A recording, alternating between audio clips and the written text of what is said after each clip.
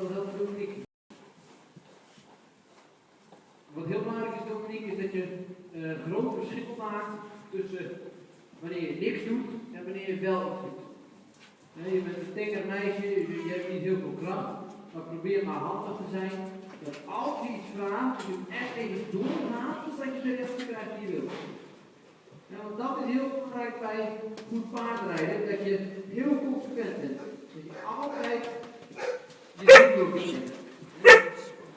Misschien de beste keer voor de rest van je leven, maar als je iets wilt, moet je het doorzullen dat je krijgt.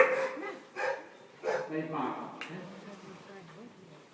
Ik heb er nog gedaan staan die leuk vinden.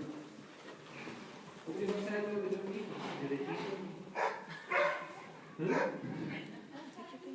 Doe je niet. Ik zeg, ja, ik zeg misschien het beste keer voor de rest van je leven, maar als je iets wilt, moet je doorzullen dat je het krijgt.